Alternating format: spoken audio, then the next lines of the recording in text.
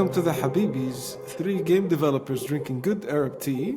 I'm your host for today, Fawzi Mesmar. And I'm Ram Ismail. And I'm Osama Dorius. I was trying my professional tone in the Yeah, intro. that was pretty good. I was like, that was way smoother, way more suave. I was like trying Sounds like something a new here. newscaster a bit. Exactly. I can't even do that voice. No, I don't have What that does that voice. sound like? I can't do professional even if I try. Osama, try professional. I don't know how to Professional. try. How do I? Oh, come on, do it. Do it. Try it. Professional. Does this sound like a robot? Because it sounds like. It sounds like a robot. I love it. Osama, what kind of jobs have you done that sounds professional to you? I'm a game dev. There's nothing professional about that. I don't know. How do you do it professional? Like, welcome to the Habibis podcast. 3 Arab game developers drinking good Arab tea. Love Something it. like that? Love Yeah, it. That's pretty good. That's okay. very professional. You two handle the professional part. I can't do that. Oh, but you also went like, welcome to the Habibis, 3 Arab game developers drinking good Arab tea. Like, it was... Dr. Osama sounded like placeholder VO, you know? You know when a game designer is recording the VO for like an emotional scene and they're like, no, don't do it. No, don't die. Please stay here. I can't live without you. It's such an impressive job, voice acting. Painfully. It's so impressive. So It's not until you hear somebody who isn't a voice actor try and do voice acting that you realize just how hard that job is. It's absolutely different. And honestly, like, it was really even harder when I first started working in games because they didn't understand that you had to. We didn't know yet that if you get better results by getting all the people in the room at the same time to record the voices. So we would actually record a lot of conversations disjointly. And that is a lot of work on the second voice actor to come in and have to fill in those lines. Like, And this is how Skyrim happened. most games before, I think the first one to do it right was Uncharted. I think that Uncharted was the first one to actually nail voice acting, at least from my point of view. Before that, it always felt a little off, or a lot of off. I just really want more games in Osama's professional voice. I think that's what happens. Osama, like, I think there were a bunch of people doing the VO in games in a professional way, and that's why it felt a bit off. Right. All games sound like my professional voice until the real voice actors get hired. This is a good start to the episode. This is we're good. You think?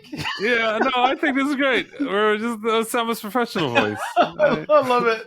We have a title, it seems. Yeah, there we are. That's the title. That's it. Well, folks, this is great. See you next week. Job's done. There's nothing else we can add. We did it. We got a title. I think, like, you know, for the first time in weeks now, we should talk about video games or something. Please, for the love of God, tell me. It's been a while. Okay. Yeah, One of you absolutely. guys So played I've been- video games? yeah, absolutely. I've been playing Destiny. Oh, it's a game Oh about- no, what have I done? You asked for it. What a setup. I walked right into that one. Any other video game other than Destiny and Flight Simulator? I know what you're going to say, Flight Simulator, Rami. Don't play that card. I played a game. Ah, It's a new game. I don't even think it's out yet. I think what they called it is a game preview in Game Pass, but it still counts. I don't know how to pronounce the name, but I'll try my best. I think it's called the Anacrusis, or I could be completely butchering the name, but that's what it was. This is great. This is great. Well, I mean, Okay, it's a word I don't recognize, so I gotta guess. Can you say it in your professional voice? Yeah, Crucis. Beautiful. Very Now I can Google it at least. yes. So this game is an easy way to describe it. It's like Left 4 Dead, and it's a little bit more than that. There's like a 60s retro aesthetic, you know, the retro futuristic aesthetic which I'm actually a big fan of. I love that aesthetic. I think it's not overly used, and it's clean, and it's usually colorful, and I like it a lot. Have either of you played this game or even seen this? I don't even know how to spell this game. Yeah, I don't know. I found it. Anacrusis. Anacrusis. Yeah, I think it's Anacrusis, but it could be I don't know. I mean, it seems like Anacrusis. It's called the Anacrusis. Oh, it's a Stray Bombay game. I don't know what that is. That's the developer. It's Chet Falasek. Oh, okay. Yeah.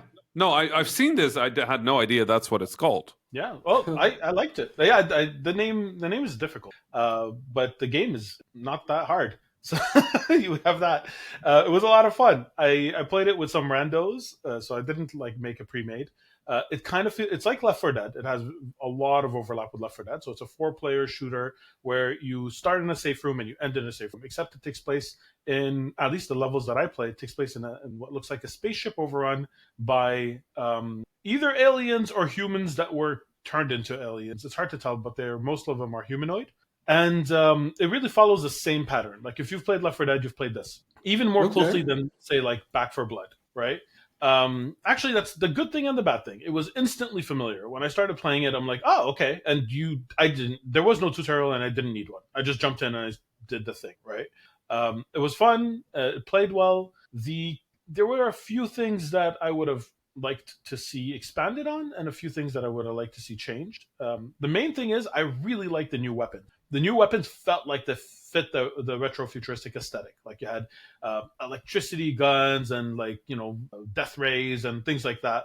That was really cool. And it made the game feel different than Left 4 Dead. But that's actually the part I wish it leaned more into. I wanted more different. Most of the specials, the not the fodder aliens that you kill or zombies for sake, but the ones that actually stand out, they're in between a boss and another alien, the champions of sorts. You could draw a line and find an exact version of it or very close to exact version of it from Left 4 Dead. And I know it's really hard to innovate in that space because Left 4 Dead nailed it and did it so well. But I would like to see a little bit more. Most of them, the vast majority, were like, oh, that's like the tank, and that's like the spitter, and that's like, like they just had a version of that. So it didn't bother me, but it also means that, there's less to discover. Did you play with friends or someone? No, I played with randos. I just like but I played with competent people and they were pleasant, so yeah. I didn't have but you have experience. To play with you don't play with the AI. It's always people, right? No. Yeah, you cannot play games like that with AI. It was definitely with people, and we had a good time. They were good. Like I got lucky. I matched with people who were competent, who clearly had played similar games before. There was no weak link. Everybody was helping each other. When I got caught in snares, someone like I wasn't just left to die like in so many other experiences of similar games. People actually came and saved me, and vice versa. But that's it. Like I thought it was a little too close to the Left 4 Dead formula. That's my only criticism.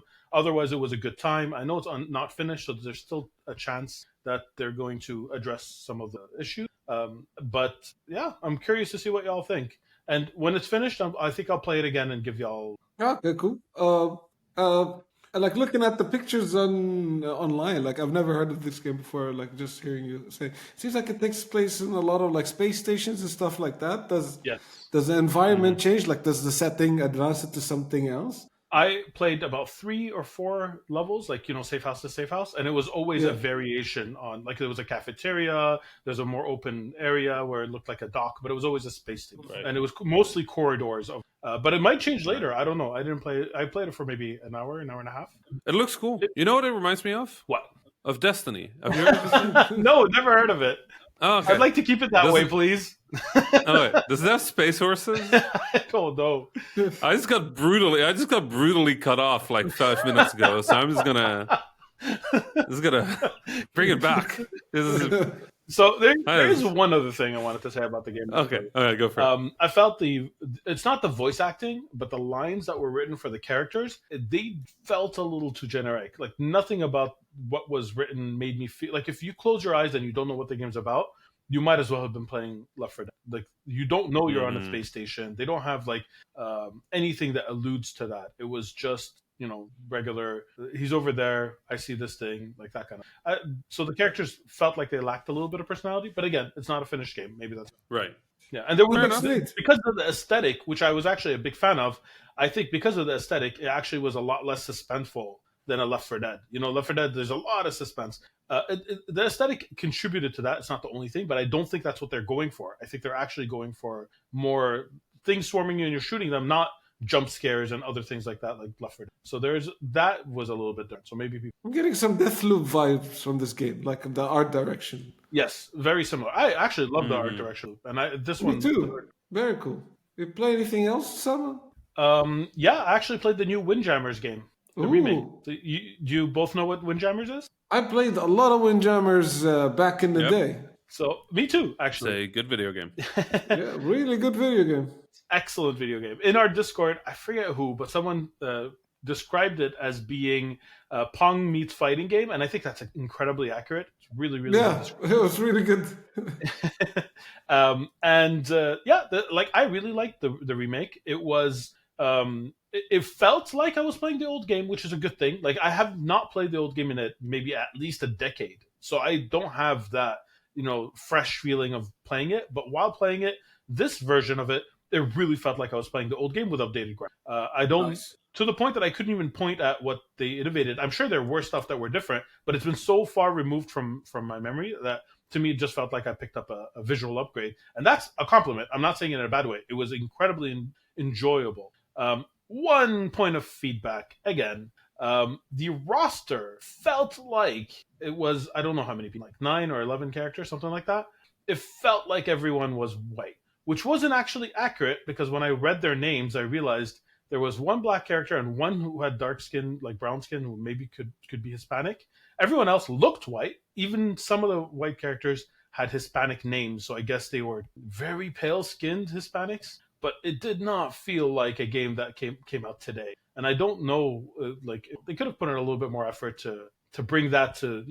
All right, but I'm confused. Like, there's the original Windjammers, and then they're Yeah. remaking this, and there's the Windjammers 2. I never knew there was a Windjammers 2.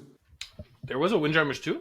There's a Windjammers 2, or is a Windjammers 2 coming up, it seems. Really? Yeah, it's coming out. It came out January 20th, 2022. So it's very recent. Is that? Wow, that is very recent. Wait, Yeah. that's the one I played. I played the Windjammers 2. Okay, I didn't realize. Ah, Yeah. The one I played is the Windjammers 2. okay. That makes The sense. game that just came out. Yeah, I got Yeah, confused. so that's Windjammers 2. Because there's the Windjammers remake. I think that came out a couple of years ago. It's basically like a graphical upscale of the original New Geo game. Oh, I'm sorry. Then it's my bad. I apologize. I called this one the Windjammers remake because I didn't know there was already a. But the one I Yeah. played is actually Windjammers 2. Yeah, exactly. That makes a lot of sense. Yeah, I haven't played the second one. I played the original when it came out, and I played a bit of the remake when it came out as well, I think. Yeah, they're fun games. Really good. It's good to hear that the second one kind of kept the vibe going. It has a lot really felt of. good. It looks like a game Rami and I will play in a conference. Yes, exactly. It's like if Rami and I were doing a talk together, then we're playing Windjammers 2 probably while we're not doing the talks. Right, exactly. I love We need to go to a conference to play some more competitive games. Yeah, We and do, you man, we need do. to stream it on our Twitch channel, which I don't think we've ever used. We've made plans to use it, and then the plans never happened. That's true, but Also, we kind of started this. We kind of started this whole thing in the middle of a pandemic, Yeah. so it Yeah, kind of exactly. Fair, makes sense that it hasn't really worked yet. fair. But at some point, we should Twitch stream. We should do the thing. Yes. Yes. Anyway, do you know what game I played? What did you play? Oh, Destiny? You walked Oh into my the- god, not again! Oh my god! Oh, Robbie, don't do that to me. I don't have my guard up with you. This is the Eventually, same we're thing. just gonna give up and just play Destiny all the time and become a Destiny podcast. I'm so ready for that. I think we're already at 33% Destiny podcast. That's- We're already kind of a Destiny. We're a Destiny / Game Pass podcast. I get to talk about Destiny for like 15 seconds before you two cut me off with like painful silences. This is not a Destiny, but this is it. Rami tries to talk about Destiny podcast. And then We I need, feel miserable. we need to be okay. It's the same way that Rami gets his like 10 minutes of flight talk. He should at least get his 5 minutes of Destiny talk every podcast. I at did. least. I did fly again this week. Ooh, that was nice. fun. Yeah. Finally, it's nice to kind of get back in it. You know, one big thing this week with flight lesson is this was the first time I didn't fly with my normal instructor Oh, a new person. because he wasn't there. Yeah, a different instructor, and it's really interesting how different people fly. Right, like it's just different ways of approaching it. And one of the things that was fun about it is that my normal instructor takes me eastbound over an area of the Netherlands called Soesterberg. There's an old abandoned airfield there, so it's a really good place to do some practice, do some turns, do some stalls, do all sorts of things, right? This instructor just went like, okay, well, let's go the other way and let's practice some of your radio. So he took me into the area that is Amsterdam Schiphol Airport, which is the biggest airport in the Netherlands. And there's a relatively large area of the Netherlands that falls under Amsterdam, the flight information region for Amsterdam. And it's a lot more strict about radio, obviously, because there's also really big airplanes flying around there. But one really cool detail about the Amsterdam FIR is that the town I was born in is in that area. Really? Oh, cool. So I got to fly over my birth town. Oh my god! And Did you see your house? Did you do the thing where you pointed at your house? Yeah. Awesome. Yep. Absolutely did all of that. And it was so wild because you're across the town in under 30 seconds. What? And that's like 20 years of my life, right? But you forget that when you enter a town, your car speed goes to like 50 kilometers an hour, right? And then you get to like smaller parts and it goes to 30 kilometers an hour. And you're following all these roads that wind and turn. And you're in an airplane. You're going in a straight line at like 150 kilometers an hour. So you're across this town in like seconds. What? Wait, The how big is this The Netherlands town? is a small country as well. It is. It is, but same thing. Hilversum is a bit bigger than the place. Well, I guess it's about the same time, and you're around that in seconds. You get to Utrecht, which is like an actually kind of like big city, not on an international scale, but like it is not a small city. You're past that in like minutes as well. Airplanes are just really fast, and they don't have to deal with obstacles. Yeah, it's great. So most places become really small. New York, if you fly over that in a 747, you notice it's like minutes. Yes. This right? is why we want LA flying is like cars, Ron. 10 minutes. I know. I don't want flying cars because they'll get in the way of my flying. So please, no flying cars. Thank you very much. Imagine Cairo with flying cars. That sounds horrifying. Let's not do that. They won't be flying for long, that's for sure. With the driving style in Egypt, that doesn't sound like a good idea. I'm like, shukran. I'll skip on that one. You just hear honking. Does the airplanes even have horns? But so flying was fun. It was really fun flying with a different pilot. And the biggest exercise we did this time was flapless landing. So we tried to land without flaps. And we practiced something called EFATO, which is engine failure at takeoff, where the instructor just turned my engine off while we were climbing. Were Oh my you God, warned? that sounds Did you know scary. I was that? like, wait, what? What? No, that sounds Yeah, terrifying. he just pulled the throttle back to zero and just went like, and now what do you do? And I did the right thing. I pushed my nose down to get some speed back. Because you're basically trading altitude for airspeed. Mm-hmm. But your airspeed is your lifeline, not your altitude, right? Like if you hit the ground, but you have enough airspeed to sort of like make it a soft hit the ground, then you're fine, right?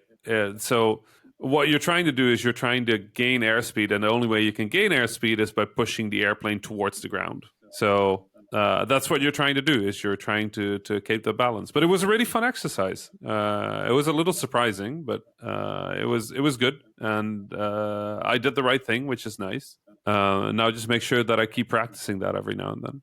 Rami, have you flown in like rainy weather or something like that? Yeah, I've flown in a light drizzle before. So the way I'm flying is called VFR, which means visual flight rules. And I'm prohibited from flying if I can't get visual like range on the ground effectively, right? Oh, okay. Or visual range ahead of me, because VFR traffic is what they call uncontrolled, unless we're in a controlled area. But the airspace I'm in is an uncontrolled airspace, and it means nobody is telling us whether we're about to hit another airplane, right? Nobody's telling us at what altitude we fly. Nobody's telling us when we land, when we take off. All they can do is tell us, this is the runway we're using. Yeah, and then you use your eyesight for everything else. And then you use your eyesight for everything else. So if the visual conditions aren't right for VFR, you just can't fly. So about half of my lessons are being canceled right now because of weather. Fog, when the air is just kind of like dirty or smoggy. Yeah. And I've been taking classes in meteorology. And you want to know the funniest thing about meteorology? What is it? It's that now that I've had this class, I've done 6 lessons, and I can read a weather map now, right? Like a chart. And it's so interesting how weather is so logical, but like still some sort of hyper complex system. But now I can look at sort of like the map of where clouds are, and I can look at like high and low pressure areas, and just kind of go like, okay, this is what the weather is going to be. That's amazing. You know, And I used to be able to read nautical map a long time ago. right, It's fuzzy in my head now. I'd need like a crash course, but yeah, I'd be able to tell you like where you're supposed to be, where you're supposed to take your ship to avoid like bad weather based on the nautical map. That's quite a skill. Yeah.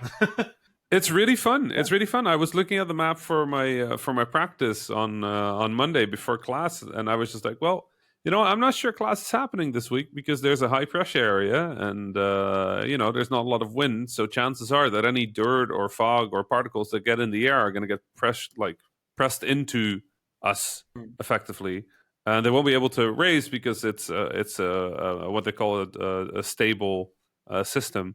So the air is going to be very foggy, and it was just luckily at a higher ceiling than we thought, which meant that I could still fly up to a certain altitude. But it's that kind of stuff where just like this flying is teaching me so many different weird things that are just kind of cool. And then also I'm learning to fly an airplane. As a bonus. Anyway. As a bonus. Anyway, do you guys know what game I played this week? Don't say Destiny. Oh, you're just not going to say anything. Well, I'm not allowed to say it. No, actually, Osama, he is allowed for his now 5 minutes of Destiny. You know what? Oh, Rami, 10 cool. minutes of Destiny. Go nuts. Okay, hello. So the game I played is called House of the Dying Sun. Oh, bait and switch. Smooth. And I don't know if you've ever played this game. I've actually played this game before, a long time ago. A few years ago, I think. It is a space sim. It's a combat space sim, and it is one of the most stylish combat space sims I've played in my life. Well, you have my attention. It is beautiful. It evokes sort of like old school retro book covers, and like it's sort of like presentation. It is like it starts with like I think it starts with like the Emperor is dead. That's just like the first 4 words on the screen. And you're basically part of an elite like squad that is going to assassinate the people that conspired against the Emperor, even though the Emperor is dead now. It looks gorgeous. I love the key It's art. beautiful. It's beautiful. The key art is beautiful. The aesthetic is awesome. The combat is great. It is small and fun and clever. And there's only a few things where I'm like, that isn't great. But like, it is a remarkable game. I haven't played it for like 2 or 3 years. And I'm in the process of replaying some older games just for fun. Mm-hmm. So I replayed Assemblance. I think I talked about that on an earlier week. Assemblance and Assemblance Oversight. I'm replaying Hell is Other Demons, which I really appreciate and enjoy. I replay Journey a little bit. House of the Dying Sun. Devil Daggers, I gave another go. All sorts of like just like good games that I remember playing and loving. But my God, is House of the Dying Sun an incredible video game that I think just didn't quite get the attention that it deserves. I've never Like, heard I of don't it. think I don't think I've ever seen it, but I've definitely not heard the name. right. I don't think it did poorly, but it definitely deserved to do better than what it did. So if you're into flight sims, combat sims, arcade space flight, beautiful combat games, big explosions, and just style. If you're into style, play House of the Dying Sun. If you hate a style, don't play South. Just if you don't like style, just don't play House of the Don't Dying play Sun. games. No, there's definitely stylist games, but House of the Dying Sun is not a stylist game. This game is just it is style. That's it. It's giving me a lot of Colony Wars vibes. You guys played that game back in the day? Yeah, On the I can see that. PlayStation. Yep. Yeah, and it has a little bit of RTS like moved in there as well. So if you've played something like Flotilla, Freelancer, a little bit of Homeworld maybe, Okay. you might recognize some stuff from there, but it's like a very smooth version of it. I like that. Right. Rami, I like that if you're not flying an airplane, you're flying a spacecraft. I just, before I was at Flambeer, I worked on space sims myself. Like, I've always had a fascination with flight. I've always had a fascination with space. I find them interesting. And I think, the thing, ultimately, it's not that different, right? Like, I like being a programmer, right? I like being able to make a very complicated machine do something.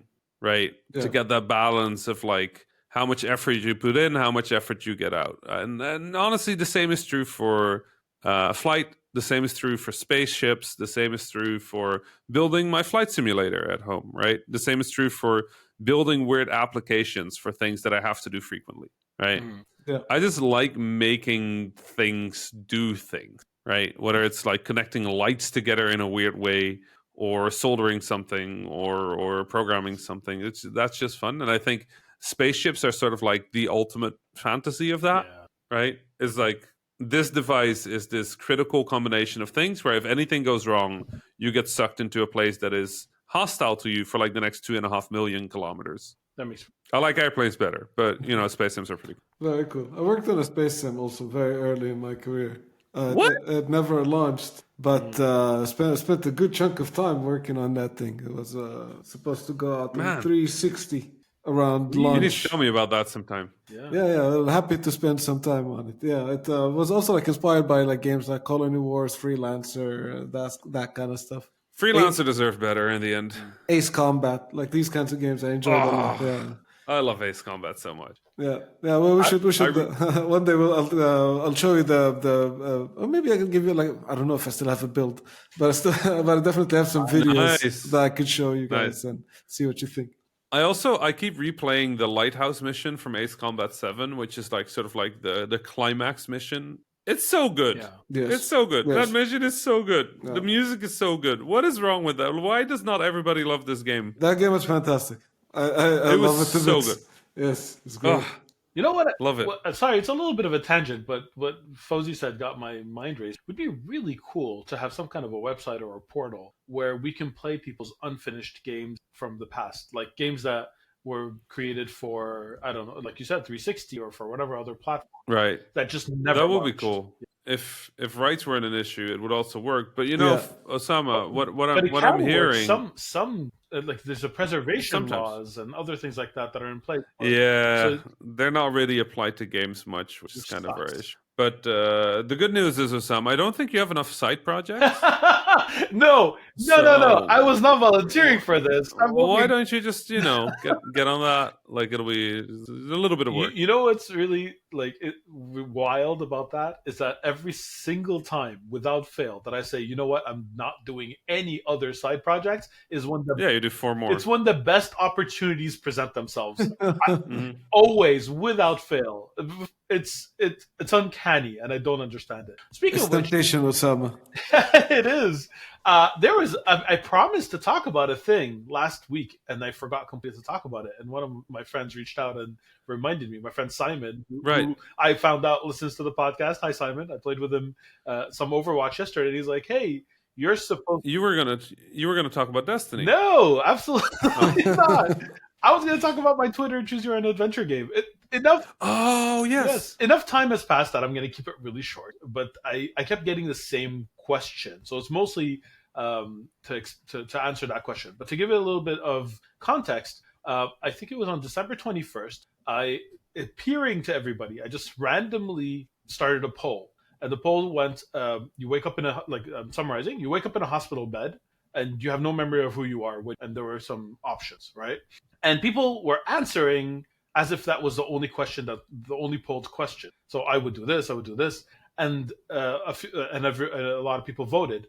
But then when people voted, I took that main response, the first response, which was you collect your thoughts, and I made it into a series of polls, one connected to the next, where I would give people 1 hour to vote, and then I would continue the story. Similar to a Choose Your Own Adventure game. I say similar because Choose Your Own Adventure is copyrighted. That's what it is. But it's similar to that. And then when people realized that that's what was happening, they started sending me messages. Whoa, where did this idea come from? It's such a cool format for it. How much planning went into this was the question I got. So I felt, because there were elaborate stories. I'm not a writer, so I'm not going to pretend that the writing was good and thing. It wasn't. It was like very amateurish, but I did it for fun, and that's totally okay. That's not my skill set. But a lot of people were really pulled in by the story, by this, because it had some kind of impact on it. And that's we crave that kind of interaction, and especially communal interaction.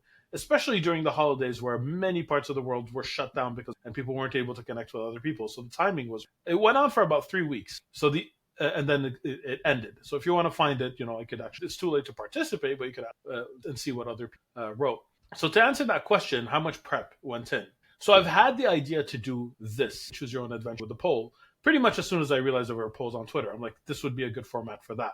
And I had a complete separate story about people, like basically the story revolved around amnesia in a way that, in case you want to follow it, I'm going to spoil. But I had that story in mind as a separate linear story. And just that day, the same day that I posted it, I was like, I could take that story that I've had in mind forever that I'm not going to write because I just don't have time to write because I have a million side projects all the time, and combine it with the platform that allows you to, like communally choose things. I think it would be a good fit. Let's see how long I could, do this before people lost interest. And apparently the answer to that was I don't know, because after 3 weeks people still had interest, that they kept poking me to ask what happened, like why, what caused this, or what were the motivations of this character, and I answered them in DMs. But if you have any questions about the Habibis, email us at info@thehabibis.com. If you have any questions about Osama's characters, please just DM him. Don't do that. Please don't email us. Please don't email us about this. We don't know. We're me and Fauzi, we're innocent. Either way, I really had a fun time. People enjoyed it, and I crowdsourced a name for it. And the name for the story is "You Collect Your Thoughts," because someone responded to that, which I thought was brilliant, because that was the literal first answer that everyone communally voted for, and it fits not only the story, but it fits the format, because I'm collecting the thoughts of everybody communally doing the next thing. So yeah, that was the story. Simon, if you're listening, this is mostly for you because you badgered. Better be listening. You better be, because that was like a long Simon. Like, if you're not listening, I'm gonna have to edit these 4 minutes out. That's gonna be no. It's gonna be a thing. Don't do it. Fuzzy. Well, you were talking about style earlier on, Rami. And this game that I was playing, so much style. Which game? So I was playing the sequel. Destiny. Oh. Oh, Destiny, of course. That one took me by surprise. I didn't see that one. I was playing the sequel to, there was a DS game that came out 2006, I think, 2007, called The World Ends With You. Have you guys played it? Oh, yes. You guys played it when that game came out? So that game was like super stylish. It's a JRPG that takes place in Shibuya mostly, and it's like very inspired by that part of Tokyo in terms of like youth culture and that kind of stuff. It was produced, and if you see one picture of the original game on the DS, you'll immediately recognize the art style because it's Tetsuya Nomura of Kingdom Hearts fame, and it's like very specific art style. So I found out that the band got back together. So like, the director of the original game, Tatsuya Kondo, and Nomura, and, the whole crew from Square got back together, and they released a sequel to The World Ends With You called Neo. The World Ends With You. The World Ends With You. Yes, exactly. 14 years after the original. On the Switch, right? On the Switch and on PS4. And that's the crazy part. This is a DS game. Then 14 years later, those guys get back together, and then they make a sequel. They launch it on systems that have nothing to do with the DS. Wow.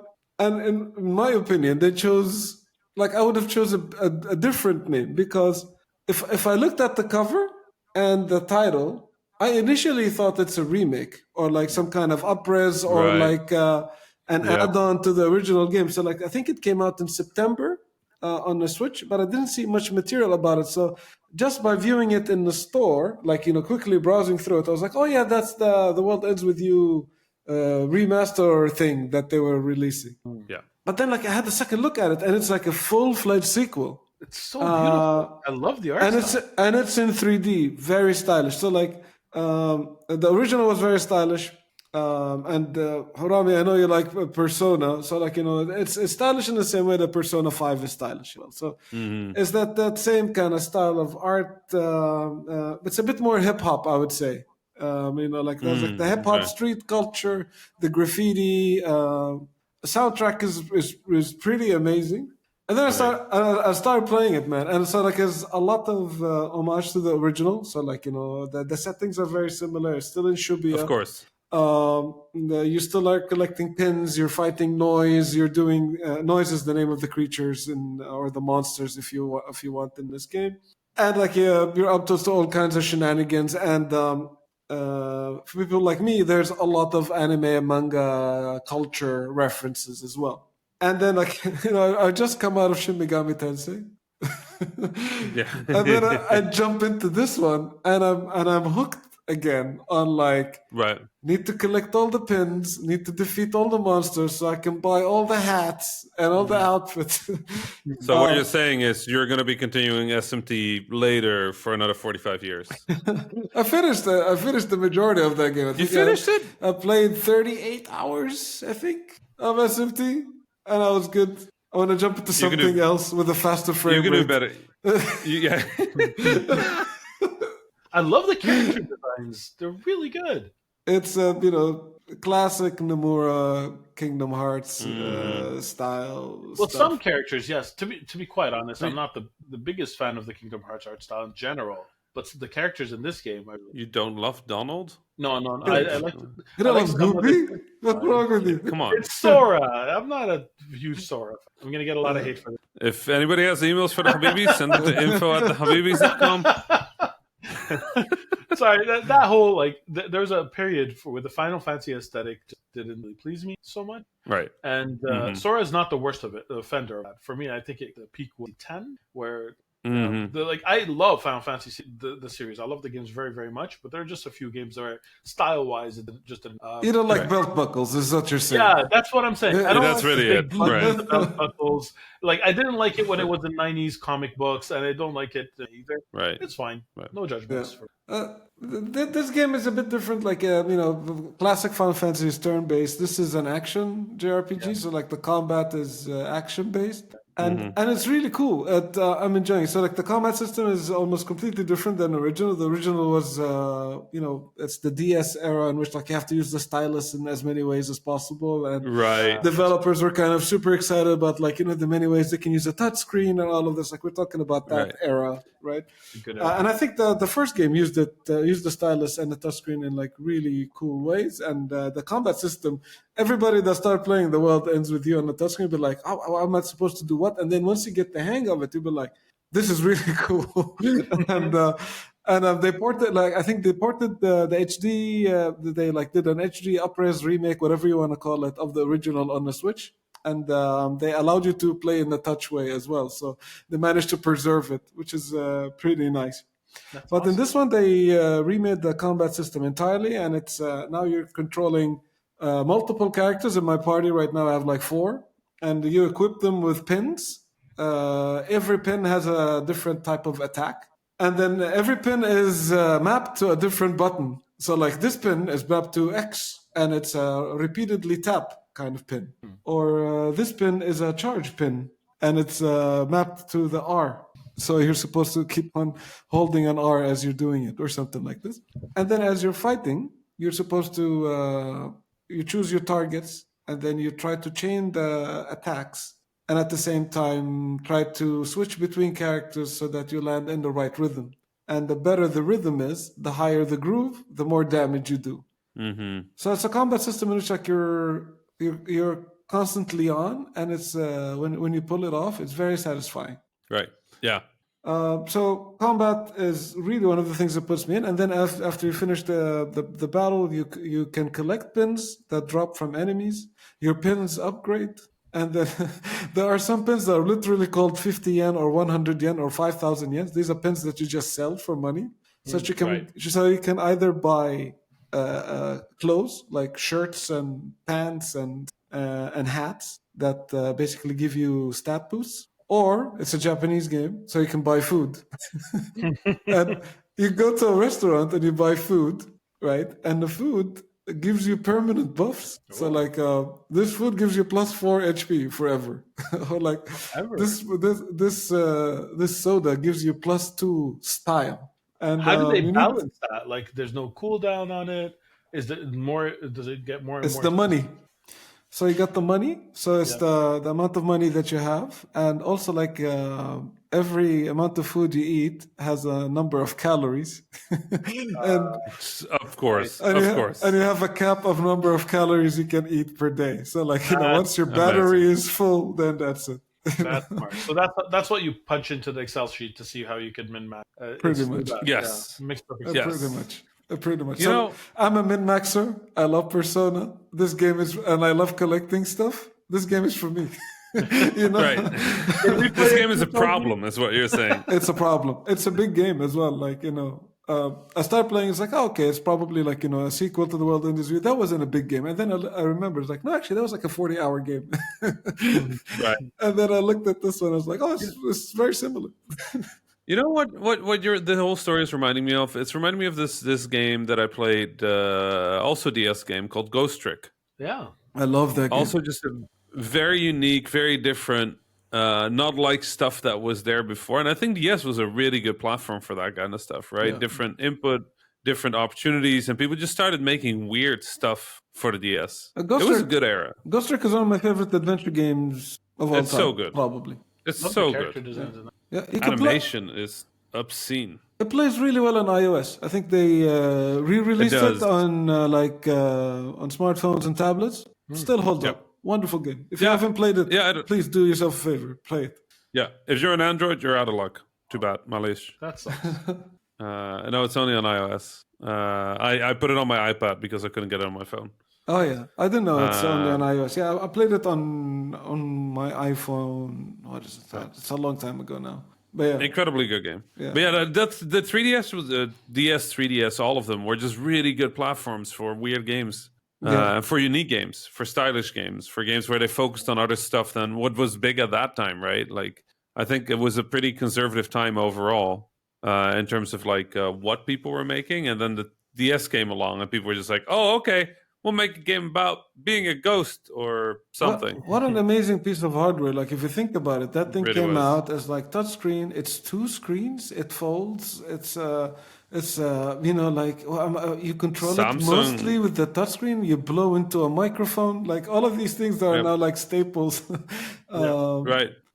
DS kind of like you really paved the way. Yep. Yeah, it's good stuff. Blowing into was a this- thing isn't a staple now, Fozzie. That's an exception. It still happens that you have to blow into your microphone to float a balloon or something like this in the game, right? True. I mean, every Astro game will do it. It's just a requirement. That's right. Like you gotta use the controller. There's a microphone. You gotta blow into the mic. It's That's how it works. We don't make the rules. It's the law. there was a DS It's a game. lot. You know, like now that you mentioned the weird DS games, there was this DS game in which you play a detective, and you were supposed to hold the DS vertically instead of horizontally. You Like a like book? use it as a notebook. Yeah. Right. It's called Hotel Dusk. Is what it's called. Yeah. There was 2 of them. Yeah. Gorgeous Yep. aesthetic. Yep, Really also. unique aesthetic, and you're playing as this detective. You're holding the DS sideways. I remember, like I think my ex girlfriend at the time, like looking at me, was like, "Why are you like keep rotating that thing as you're playing?" You're like, sometimes I'm holding it horizontally, sometimes vertically, sometimes I'm blowing into it. It's like, what is this thing? What is happening? What is happening? What is wrong with you? No, I don't know. Like the DS was really a remarkable piece of hardware. Agreed. Um, Did y'all ever play it- the 3DS in 3D? That was a question. yeah, but it didn't work for me. I didn't like it in 3D. I actually had the. Yeah, I turned it off 90% I of the think time. there were some games that worked really, really well, like Mario 3D Land. That worked It really, gave really me a well. headache Me every too. time. Maybe it's how big your head is. Me and Osama have big heads, right? Fauzi has a somewhat smaller head. All right. I'm, sounds I'm like some- I'm Ma- somewhat smaller compared to you guys. That's why. Well, that's true. Fauzi, okay, look, Fauzi has a normal head. They're like a normal human head. And me and Osama, I don't know what happened, but gargantuan heads. just enormous heads.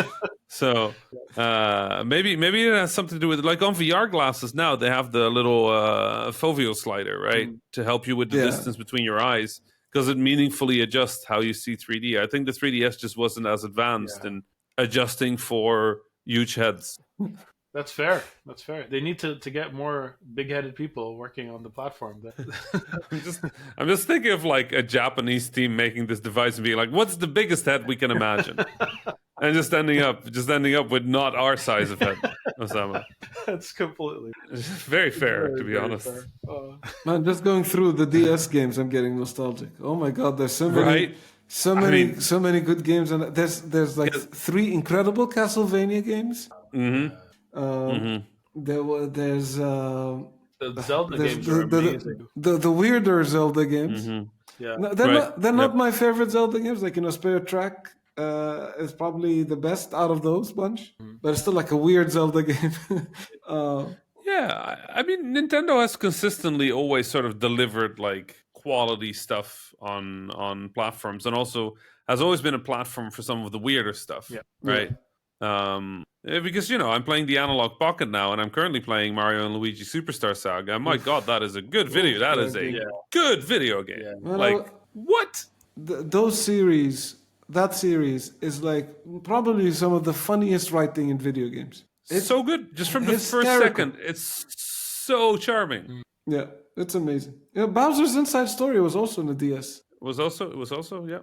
Yeah, those games, man. I love those games. On the 3DS, I think they was the last one I played was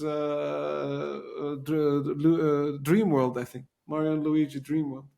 Such a good game. That studio I don't think is doing these games anymore. No, I don't think so. No, you're right. Yeah. Oh yeah, Dawn of Sorrow Was also yep. was so Yeah, good. some of the best Castlevania games I think were on the DS. Right. Really good. Yeah. And then sadly, there was never ever a Golden Sun game for the DS. Yet. Right. Never any Golden Sun game for the DS. The other day I was thinking, like, why didn't they make, like, what happened to that team? And then I looked it up. And They're making Mario Tennis Aces. Exactly. They're making, Which those is Mario Tennis and Mario Golf games, which is the least, like, the thing that I would think about last, probably. But Camelot came from that. They were doing Mario Golf, and then they just ended up doing Golden Sun. Yeah. And made 2 of the best RPGs I've played in my life. And then they did a really bad DS version. I'm not going to say really bad. It just wasn't Golden Sun. It didn't feel like Golden Sun to me. And then they went back to Mario Sports. And like the honest truth is, Mario Tennis Aces is my favorite fighting game of all time. And Golden Sun is my favorite RPG of all time. Camelot can't do no wrong, in my opinion, even though I really didn't like the new Mario Golf. But it's Camelot. That's fine. Yeah. Get a pass. They're confirmed. There's not a lot of studios that have that for me, but like Remedy Games is one of them. Camelot. And this little studio that does a game that I play called Bungie. They make Destiny. I saw that one coming. But yeah, those are kind of like my 3 like you can't do anything wrong studios when it comes to like making games. Even if they make a bad game, I'm still going to be like, well, I still love y'all. Like, don't worry about it. For me, it's Supergiant is one of them. Like Transistor, I wasn't too hot on it. I actually never played Pyre. It's been on my list of games to play forever. Pyre's good. Yeah, it's good. It's weird. It's good. It's apparently it's a basketball thing, and basketball is one of my favorite sports. So I should be getting into it. I missed it because I wouldn't call it basketball, but yeah, sports. Sports. It's sports the game. Sports. It's sports the narrative. The narrative. All right, but it's on my list. I'm gonna play it eventually. But Supergiant is that studio. I can't think of another. Treasure was that one. Treasure was. For me, it's there's the section of Nintendo, which is like the Nintendo EAAD. It's like Entertainment Analysis and Development, and that team is like did like some of the best games of all time. Like it's headed by Miyamoto.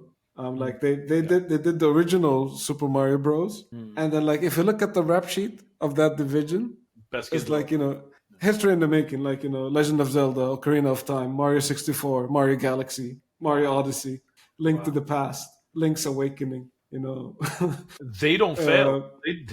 They don't miss. They don't miss. No, we fit. They do miss occasionally, but like they make so much good stuff that it doesn't matter that they miss occasionally. Their highs are so high. Splatoon came from there as well. Wow, right. That was brilliant. Is that the kind of thing where when your biggest miss is like, well, what is a good miss of theirs? I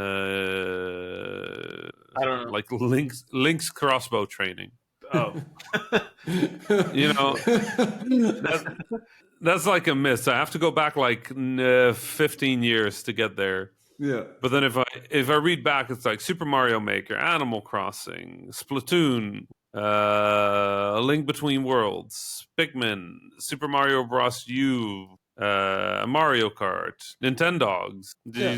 I can just keep reading. Yeah. Yeah, they're like bona fide classics, you know. So like the Right. highs are so high, like, you know, I'm okay with Link's crossbow training. Like they made Pilot Wings. Come on, people! Like this is one of the best teams in the world. Yeah. Pilot Wings was so good. Yeah. I really like Pilot Wings. Of course, it had flying in it. Yes, exactly. Hey, Fauzi, Yo. you had a movie you watched that me and Osama also watched, and I want to hear your opinion. Yes. I watched the Eternals. Yeah. I'm, you know, Osama, I don't know if you've read the comics. I've never read the comics. I know nothing about this. I know that is actually a blind spot for me. I've never read those. Oh, okay. And I'd never watched the trailer or anything like that, so I just went in blind. And like, you know, so like there was a bit of a chuckle every time a Game of Thrones actor was like showing up, like, oh, it's this guy. Oh, it's this guy again. Oh, it's his brother. It was like all kinds of like, you know, characters start showing up. I gotta say, like, I really like the premise of the movie. I also like one more thing before I start talking about what I thought about the movie. The movie was directed by what's her name? She was the director of Nomadland. Chloe, right? Nomadland, which is a movie I spoke about on this podcast. It was one of my favorite movies last year. Right, Chloe. Chloe Zhao. That's Yeah, right. Chloe Zhao. Chloe Yeah. Zhao. So this is an Academy Award winner, you know, like directing this movie. So Right. and like, you know, the cast, Angelina Jolie, half of Game of Thrones cast, and all of that stuff. Like, very impressive. Salma Hayek, I think, like Yeah. a heavy hitter cast of characters, and with Chloe directing and writing the script as well. So just watching the credits roll and then like getting to see the characters and all of this, I was hyped. I was like, oh my god, what is this movie? I really like the premise of it. I like the idea of like those protectors of Earth that kind of like. Here it comes. Here it comes. But I don't like how it wrapped up. yeah. Yeah. Okay. I think we're all the same. Yep. Oh yeah. Okay. Yeah. Yeah, I know It's kind of disappointing because I felt that there's so much potential in the story, and one of the few times I was like, maybe I should read the comics because like there's so much material in this, you know? Right. Yeah, it was. I kind of had the same thing. Like, I really like the sort of like Oceans vibe to some of it, right? Like getting the crew together and like all that. I really appreciated that entire part of the movie. I appreciated that it was like so big in scale. I appreciated that you can feel that it was made by a different voice, right? You can just kind of feel it. It was a different movie. It had a different texture, a different. It was just not what you're normally used to from Marvel in many ways. And then near the end, it went full Marvel, and I was like, okay, I guess. And then they kind of like the problem with that movie is simultaneously opening and closing so many storylines. Yeah. That's actually my issue is that, I mean, other than the ending being Celestial. I mean, I loved seeing the Celestial. Oh, sorry, is that a spoiler? Am I not supposed to? Whatever. We'll edit it. So the one gripe I have with it is that the premise was that this is you figure out pretty early in the story is that these superpowered beings have been on Earth for a long time and just like did nothing about anything major or a big catastrophes that were happening, like an invasion or Thanos's snap. Like they just did not bother to do anything, and they explain it in like an offhand remark, and as if that's going to make it okay. And that it didn't sit well with me. I'm like, no, you could have done something better. There was another way you could have made that believable because we see them fighting things and doing save humanity throughout history. I think that's the point that you make is especially I think why it was difficult for the movie to properly wrap up. Like the cast there's a lot of Eternals, right? And their story takes place over the course of thousands of years, over the course of history. So and the movie is supposed to stay at a couple of hours. So like I didn't feel that they could ever really have the screen time that's needed to build the characters or make them relatable, give them personalities. At some point, I think after half an hour started, a character got a bit more screen time. I was like, oh my god, Yeah. his personality is very different than anything we've seen so far. I didn't realize that that he's supposed to be the funny character or anything like that.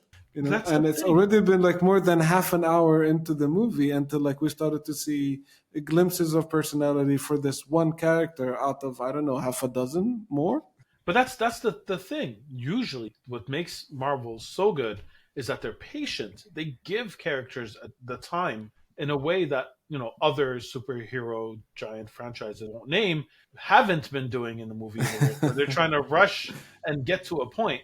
And I think Eternals would have benefited from slower introduction of all these. Give it more time. Maybe base a few of them in the past. I don't know. That to me, I enjoyed the movie. I actually did. I liked watching it. Yeah, I had a good time. I had a good time. Yeah, I had a good time for sure. I just think they were set up to do something that it was never going to do the stories. It was too many characters, too short a time. Yeah. And that's the thing, hand-waving right? in its explanation of why this has always been part of Marvel. Very hand-waving. I mean, I kind of there was no way to fix it, because there's sort of a central conceit there as to why those events are happening now that relates back to even as far back as Endgame, right? Yeah. Which is 6 movies ago by now. And if you've watched Endgame and you know that sort of Eternals is built around this sort of world-ending potential apocalypse, right? As Marvel movies tend to be. Then if those two are related, then did Doctor Strange predict all this when he was going into the future and scanning 14 million different futures? And if so, why didn't he do anything about that? So you get this with things that are this big. You just kind of at some point you have to be well, we could find a reason, or we're just gonna go with they just kind of they didn't. You're very forgiving. I like that about you. It's really hard otherwise to. I agree. You can't get the Eternals back into this story otherwise. But I think what they're doing is they're just kind of rewriting some rules of the universe, right? To tell new stories, because I don't think they ever expected to go as far as they did. Yeah. So they're being game developers. They're duct taping stuff and hoping they get away with it. Let's just okay, the game is kind of broken. We got some performance issues here. What if we put just fog? It's it's summer. Yeah, but it's foggy today. We call it Silent Hill. Yes, done. Khalas. We have it. I love it. That's the solution. You should not mention Silent Hill on our podcast. There are enough conspiracies about us being. Fair enough. You don't want to put fuel on that fire. Although I think it died down on its own. Until this episode. Until this episode. Now we're back. Right. I guess before we start up any other controversies, about to end this podcast.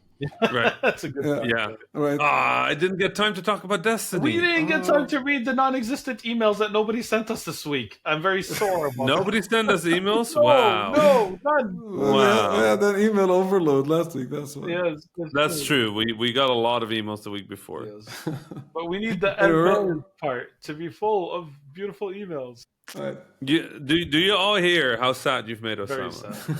Very sad. It's okay. If you don't want to send an email, don't send an email. But if you do want to send an email, send it to info@thehabibis.com. Yes. Professional voice. Osama, can you just repeat that in your professional voice one more time? Emails at info@thehabibis.com. There we go. Beep, boop, beep, boop. There we go. I really want to see you do a job interview. Oh my god. That's an idea for a YouTube channel. I'm just gonna keep going to job interviews and do a robot voice. And Hello. Offer no I explanation. am Osama Dorius. Well, Fauzi, how about your professional voice to wrap this one up? Well, ladies and gentlemen, that was it for this episode of The Habibis. Join us next week for more. But for the time being, salam. That's a beautiful voice. Salam. Salam. That was the Habibis podcast for this week. I am Fawzi Masmar, your host for this episode. You can find me on Twitter at Fawzi Masmar. My fellow Habibis were Osama Dorias, who you can find on Twitter at Osama Dorias, and Rami Ismail, who you can find on Twitter at THA_Rami. Send us your questions, stories, and suggestions via info@thehabibis.com. Intro and outro music was provided by Malik Zubayla, and the logo was provided by Ibrahim Handi. The Habibis is a weekly podcast about 3 game developers drinking good Arab tea, with new episodes launching every Friday, inshallah. If you enjoyed the show, don't forget to subscribe to your favorite podcasting service, or check out thehabibis.com for more information. Thank you for listening. Salam.